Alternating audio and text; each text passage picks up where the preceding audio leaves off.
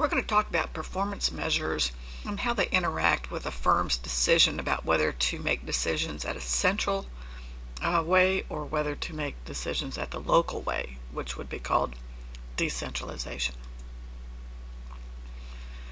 Every management makes a decision if there's multiple locations, and many of the modern firms are massive and have locations all over the globe. And so the question is, does upper management make all the decisions and then let everybody at all the local units know what the decision is?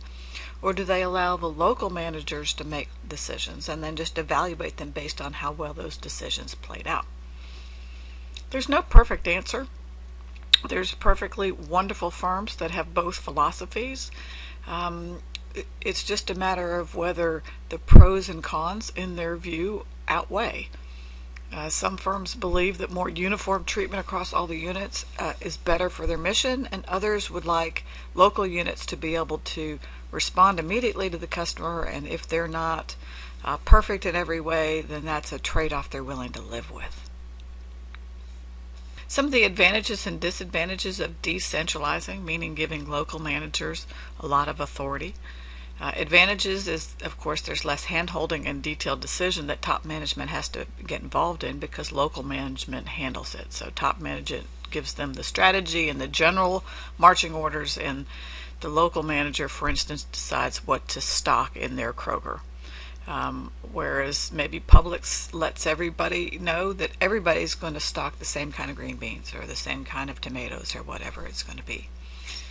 Another advantage of decentralization is that it helps the local managers learn how to manage the business because they're having to decide things, so they're having to research and learn. And so that does develop expert knowledge at the local level instead of just being told what to do.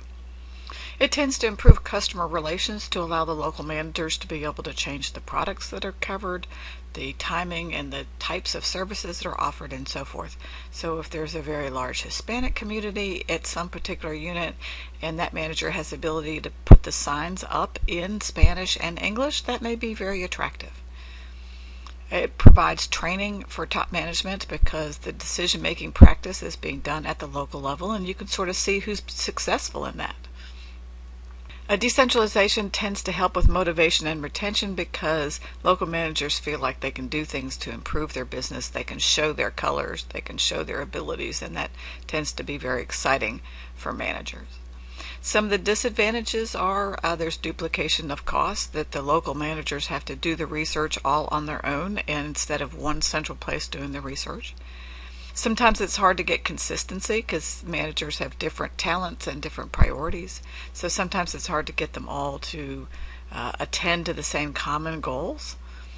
Some units are not optimized either because the talent or because local conditions are just more difficult to manage, and so you have uneven results across the firm, or more uneven than if it was centralized. And of course, since talent is not equal in all the units, that's a disadvantage. You don't necessarily have your best talent making the decisions at all locations. There are typically 4 kinds of responsibility centers. There's a cost center, meaning that you're just responsible for cost. An example of that would be the engineering department in a manufacturing firm. They're not selling anything, they're just fixing the machines that make the product. And so they're just in charge of making sure the machines run and that they stay within budget in terms of their spending.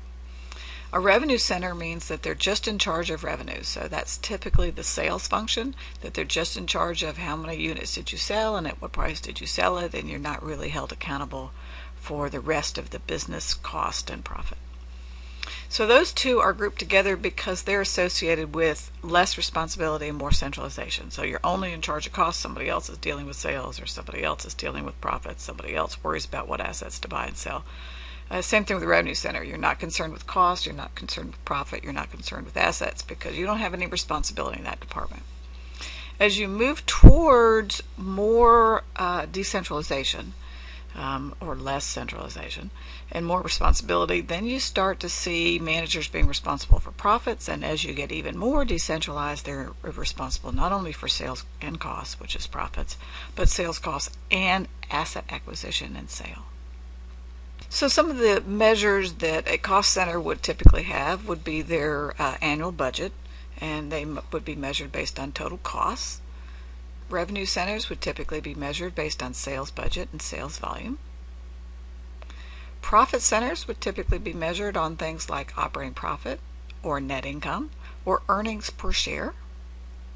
So investment centers would typically be measured on things like return on assets or residual income, because those fold in both profits and asset costs in terms of the evaluation measure.